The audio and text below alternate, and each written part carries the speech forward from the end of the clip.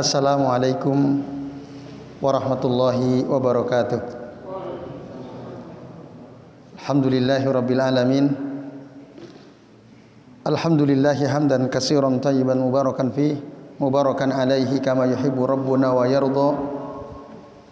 Asyhadu an la ilaha illallah wahdahu la syarikalah wa asyhadu anna Muhammadan abduhu wa rasuluh.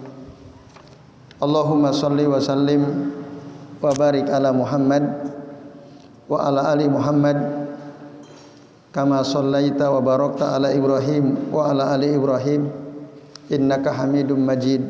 Amma ba'du. Bapak-bapak dan ibu-ibu serta hadirin dan hadirat sekalian, rahimani wa rahimakumullah. Pada malam ini insyaallah kita akan melanjutkan pembahasan kitab Sahih Fiqh Sunnah, kitab Az-Zawajiyah wa muqaddimatuhu wa tawabi'uhu. Pada pertemuan terakhir kita masih membahas bab tentang talak ya. Terakhir tema kita membahas tentang talak orang yang sakit untuk lariat, tolak firor, supaya istrinya tidak mendapat warisan. Nah, sekarang kita akan membahas tolak orang kafir. Kalau ada orang kafir mentalak istrinya, apakah itu dihitung atau tidak gitu ya. Maksudnya Bapak Ibu dan hadirin sekalian, kenapa masalah ini perlu dibahas ya? Faedahnya adalah ketika ada seorang laki-laki kafir, dia mentalak istrinya 2 kali, ya, 2 kali cerai, 2 kali ditalak 2. Summa aslama. Kemudian setelah ditalak 2 kali rujuk, suaminya masuk Islam. Nah, wahal tuh sabani alaih wa yabqalahu alaiha tatliqah wahidah. Apakah 2 perceraian yang terjadi sebelumnya dihitung atau tidak? Nah, sehingga kalau dihitung berarti sisanya tinggal 1 kan? Tinggal 1 lagi kesempatannya. Au la tuhsabani wa yabqalahu salas. Atau 2 perceraian yang terjadi sebelumnya tidak dihitung, sehingga si suami yang masuk Islam setelah 2 kali mencerai istrinya dalam keadaan kafir tetap punya kesempatan 3 gitu. Nah, ini faedahnya kenapa ini dibahas oleh Syekh Abu Malik Kamal bin As-Said Salim. Beliau mengatakan para ulama berbeda pendapat terkait masalah ini. Apakah talak orang kafir itu dihitung atau tidak ketika dia masuk Islam ya, setelah menceraikan untuk yang kedua kalinya. Sebagian ulama mengatakan yaqa'u talaqul musyriki wa yusabu alaih. Talaknya orang musyrik atau orang kafir itu terjadi dan dihitung gitu.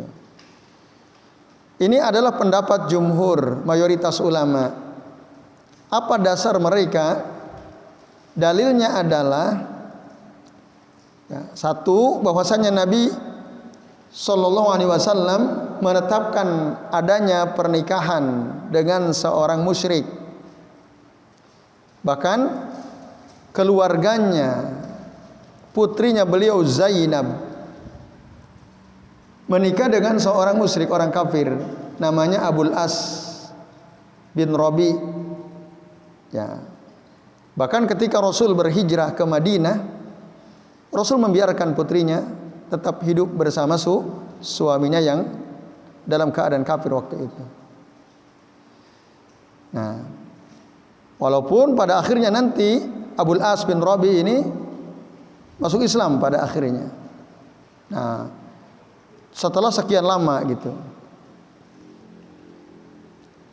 Tapi, nah, singkat cerita, jadi waktu itu Abul As bin Rabi itu tertangkap ya, oleh kaum muslimin perang Badar ya kalau nggak keliru. Tertangkap menjadi tawanan. Lalu Rasul menawarkan pembebasan dirinya, tapi dengan syarat harus ya melepaskan putri beliau yaitu Zainab untuk ikut Rasulullah hijrah ke Madinah. Syaratnya itu, kalau dia mau dilepaskan, karena dia Abul As bin Rabi sebagai tawanan. Nah akhirnya si Abul As ini sepakat dengan tawaran Nabi Sallallahu Alaihi Wasallam. Ada dia pulang ke Makkah dan melepaskan istrinya Zainab bintu Rasulullah SAW untuk mengikuti ayahanda beliau yaitu Rasul Muhammad SAW. Nah, lalu pada fase berikutnya, ketika beliau baru pulang dari safar perniagaan, dicegat oleh kaum muslimin. Kalau tidak keliru dipimpin waktu itu oleh Zaid bin bapaknya Usama ya, Zaid bin Al-Harithah kalau keliru ya. Nah, sehingga semua barang-barang orang kafir, termasuk barang-barang yang dibawa oleh Abul As bin Rabi itu diambil sebagai apa berarti rampasan ya. Nah, diambil seluruhnya. Tapi waktu itu Abul As bin Rabi keberatan, tapi ya tidak bisa menolak karena kekuatan kaum muslimin lebih besar waktu itu. Akhirnya dia berusaha untuk datang ke Madinah, mengendap-endap untuk ketemu Zainab, memohon supaya barang-barang milik dirinya, di mana ada banyak titipan orang gitu kepada Abul As ini, dan itu tentu menjadi tanggung jawab dia ya. Dia bertanggung jawab gitu. Ini barang-barang mereka harus utuh sampai pada orang yang mengamanahi pada dirinya. Nah akhirnya ketika Rasul sholat subuh waktu itu datang mengendap-endap menemui Zainab, lalu kemudian Rasul datang waktu itu Zainab berteriak, intinya jangan disakiti, jangan dibunuh, karena itu adalah Abul As bin Rabi. Rasul pun tentu ya menyampaikan kepada para sahabat supaya tidak menyakiti, oh ternyata si Abul As ini.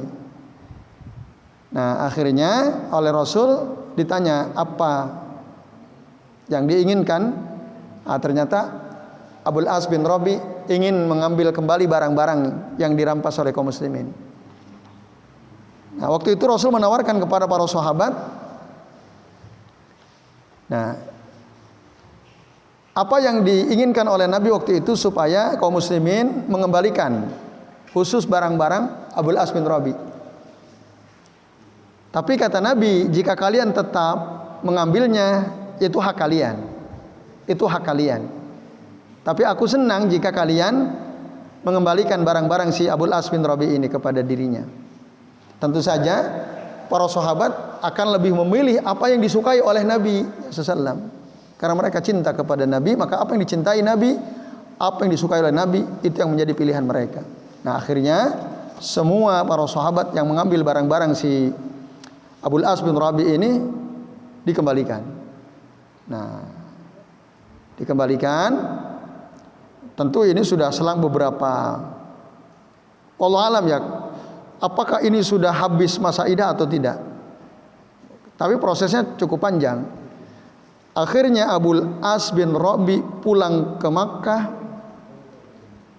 ya, lalu menunaikan amanahnya, mengembalikan barang perniagaan yang sudah untung itu kepada para pemiliknya, dan saat itu beliau memproklamirkan keislamannya.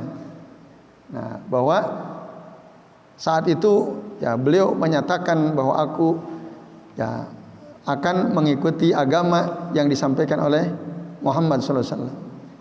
Nah, tentu saja kaget kaumnya, tapi itu udah ada keputusan dan mereka tentu menghormati karena Abul As bin Rabi orang yang amanah. Ya, sudah membawa keuntungan untuk mereka. Tidak ada yang berani untuk menghalang-halangi atau apalagi membunuh ya. Nah akhirnya Abul As bin Rabi langsung berangkat ke Madinah sendirian untuk kembali kepada istrinya Zainab. Nah, lalu diterima tentu saja oleh Nabi SAW. Nah, tapi apakah ada pernikahan baru? Tidak ada. Nah, jadi mereka otomatis langsung kembali menjadi suami istri gitu. Nah, ini menunjukkan bahwa Nabi menyetujui, mentakrir sahnya nikah seorang musyrik, bahkan dengan keluarganya, dengan putrinya. Maka dengan demikian pun begitu dengan perceraian gitu. Jika pernikahan dianggap, maka perceraiannya pun dianggap, karena tidaklah ada perceraian kecuali dengan adanya pernikahan. Nah, gitu. Jadi ada perceraian karena ada pernikahan, tidak ada jatuhnya perceraian juga karena jatuhnya pernikahan. Gitu. Itu dasarnya. Nah, yang kedua, karena sesungguhnya orang-orang kafir pun ya mukhatibun bi furu'i syariati ala rajihi. Sebenarnya orang-orang kafir pun diperintah gitu untuk ya melaksanakan ya tuntutan syariat. Ya, mereka pun sebenarnya menjadi sasaran. Hanya saja ya karena mereka kafir, ya, tentu mereka tidak melaksanakan apa yang diperintahkan oleh syariat. Nah, ini menunjukkan bahwa cerai dari orang kafir, orang musyrik dianggap ada. Jadi kalau ada laki-laki udah menceraikan istrinya 2 kali, lalu dia masuk Islam, berarti tinggal 1 kali kesempatan. Itu maksudnya. Jadi kalau nanti dia mengatakan lagi kepada istrinya, aku ceraikan engkau, berarti ini sudah talak bait. Sudah terjadi cerai yang ketiga kalinya, dan mereka kalau sudah habis masa iddah tidak boleh balik kecuali kalau istrinya sudah menikah dengan laki-laki lain, kan itu konsekuensinya. Jadi dihitung. Nah, sementara pendapat kedua mengatakan la yaqau at-talaq, la yaqau talaqul musyriki wa la yusabu alaih. Tidak. Kata cerai dari seorang laki-laki musyrik, orang kafir itu tidak terjadi dan itu tidak dihitung. Ini pandangan mazhab Maliki, termasuk Daud Al-Zahiri dan Ibnu Hazm.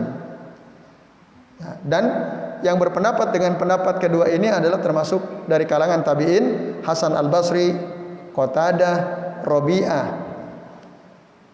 rahimahumullah al-jami'. Apa hujjahnya, dalilnya adalah ayat Al-Quran surah Al-Anfal ayat 38. Dalam surah Al-Anfal ayat 38 Allah mengatakan, qul lil ladina kafaru, katakan Muhammad kepada orang-orang kafir, iyantahu yughfar lahum ma qad salaf. Jika mereka berhenti dari kekufurannya maka diampuni, mereka diberikan ampunan ma qad salaf, apa yang lalu dari perbuatan-perbuatan buruk mereka itu sudah diampuni oleh Allah Ta'ala. Selama mereka kafir melakukan macam-macam itu, lalu mereka masuk Islam, berhenti dari kekufuran, maka semua dosa-dosa yang dulu dilakukan waktu masih dalam keadaan kafir itu diampuni oleh Allah Ta'ala. Tapi wa iyaudu, kalau mereka kembali kafir memerangi Nabi SAW, faqad madat sunnatul awwalin. Nah, sungguh telah berlalu sunnah Allah, sunnatullah yang Allah timpakan terhadap generasi terdahulu, yaitu Allah binasakan mereka kalau mereka kembali kepada kekufuran. Nah, ini ya dasarnya ini. Maka berdasarkan hadis ini, ayat ini, nah, tidak dianggap gitu kalau kata cerai itu dilakukan oleh seorang laki-laki yang masih dalam keadaan kafir. Itu dasar yang pertama. Yang kedua, hadis dari Amru bin Al-As radhiyallahu anhuma, anna Nabiyya sallallahu alaihi wasallam, beliau bersabda, al-islamu yahdimu ma qablahu. Islam itu menghancurkan ya dosa-dosa sebelumnya, gitu, dirontokkan itu ya. Ketika seseorang masuk Islam, maka seluruh perbuatan dosa yang pernah dilakukan oleh orang kafir yang masuk Islam itu diampuni, maksudnya ya, dirontokkan oleh Allah Subhanahu wa taala dosa-dosanya. Ini hadis rawahu Muslim, dan tentu hadis ini sahih. Nah, itu artinya apa? Ya, perceraian yang dilakukan oleh seorang laki-laki dalam keadaan kafir itu juga termasuk tidak dianggap. Nah, itu maksudnya. Nah, di sisi lain, dasar yang ketiga, ketika Rasul masih hidup, ada banyak orang masuk Islam. Aslama rijalun ala ahdin Nabi sallallahu alaihi wasallam walam yakun yas'aluhum an adadi tatliqatihim qabla al-Islam. Dan Rasul enggak pernah tanya, kamu misalnya Umar, kan Umar masuk Islam belakangan toh. Rasul enggak pernah tanya, berapa kali kamu sudah mencerai istrimu? Tidak pernah itu. Ada pertanyaan itu. Fulan, dulu kamu sudah pernah mencerai istrimu atau tidak? Tidak pernah ada pertanyaan itu dari Nabi kepada para sahabat yang masuk Islam. Nah, ketika beliau tidak mempertanyakan itu, nah, padahal itu mungkin dilakukan. Nah, maka ini menunjukkan ya apa yang ya tidak dianggap gitu, apa yang pernah mereka lakukan di masa kekufurannya tidak dianggap. Nah, itu istidlalnya seperti itu. Nah, dan yang terakhir, yang keempat, alasannya kenapa perceraian yang kata cerai yang disampaikan oleh orang kafir, orang musyrik itu tidak dianggap. Karena hukum asal perbuatan orang kafir, ya seluruh perbuatan orang kafir itu tidak dianggap, tidak ada nilainya. Ada i'tibar biha, ya. Annal asla fi jami'i af'alil kafiri ada i'tibar biha. Hukum asal seluruh perbuatan orang kafir itu tidak dianggap, tidak bernilai. Ya. Fa kharajan nikah, kecuali nikah bi iqrarihi sallallahu alaihi wasallam, kecuali pernikahan itu dianggap karena ada dalil yang menunjukkan Rasul mentakrir, menyetujui itu, sebagaimana tadi kisah pernikahan putri beliau Zainab dengan Abul As bin Rabi. Nah, ini. Nah, sementara talak nggak ada penjelasannya. Nah, karena tidak ada berarti hukum talak itu kembali kepada hukum asal, tidak dianggap. Nah, lalu kata Syekh Abu Malik Kamal bin Asy Salim, nah inilah dia pendapat yang lebih dekat kepada yang shawab, ya. Hadza huwal aqrab wallahu a'lam. Nah, ini Bapak Ibu dan jamaah sekalian, ya, keterangan tentang perceraian yang dilakukan oleh orang kafir. Nah, jadi yang kuat tidak dianggap. Andai kata misalnya Bapak Ibu panjenengan punya teman atau saudara, tetangga gitu, ya, mu'allaf baru masuk Islam, tapi jenengan tahu dulu ketika masih kafir udah cerai 2 kali. Kemudian pas sudah masuk Islam dua-duanya gitu, ya, terjadi lagi perceraian. Terus si laki-laki tanya, "Piye Pak iki Pak? Aku menceraikan istriku. Ini dihitungnya talak berapa?" Padahal sebelumnya sudah 2 kali mentalak. Berarti dihitungnya berapa? Nah, karena yang ketika dia masih kafir itu tidak dianggap, berarti itu dihitung satu. Nah, ini pendapat yang lebih dekat kepada yang benar menurut keterangan dari Syekh Abu Malik Kamal bin Asy Salim hafizahullah taala. Jadi baik Bapak Ibu dan sekalian, ini karena sudah isya ini, ya. Ya, baik. Ya, tinggal berapa menit? 2 menit atau berapa, ya? Ya, silakan. Masih ada kesempatan waktu, barangkali ada di antara Bapak Ibu yang mau bertanya, kami persilahkan. Ada pertanyaan? Jelas ya? Ya, alhamdulillah. Oke, baik Bapak Ibu dan jamaah sekalian. Ini dia tadi ya keterangan yang disebutkan dalam kitab Shahih Fiqh Sunnah terkait dengan masalah perceraian yang dilakukan oleh orang kafir lalu kemudian dia masuk Islam.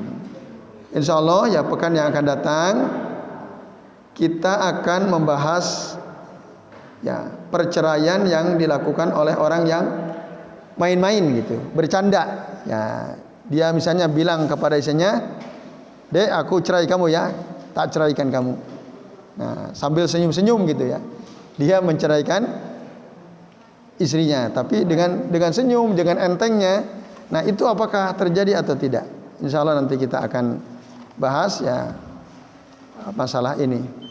Baik Bapak Ibu dan jamaah sekalian, kalau tidak ada yang ditanyakan kita cukupkan kajian kita. Ya, semoga bermanfaat dan kami mohon maaf apabila yang kami sampaikan ada kesalahan atau kekeliruan. Mari kita tutup kajian kita pada malam ini dengan doa kafaratul majlis. Subhanakallahumma wa bihamdika asyhadu an la ilaha illa anta astaghfiruka wa atubu ilaik. Wa sallallahu ala Muhammadin wa ala alihi wa sahbihi wa baraka wa sallama alaihim ajma'in. Billahi taufiq wal hidayah. Wassalamualaikum warahmatullahi wabarakatuh.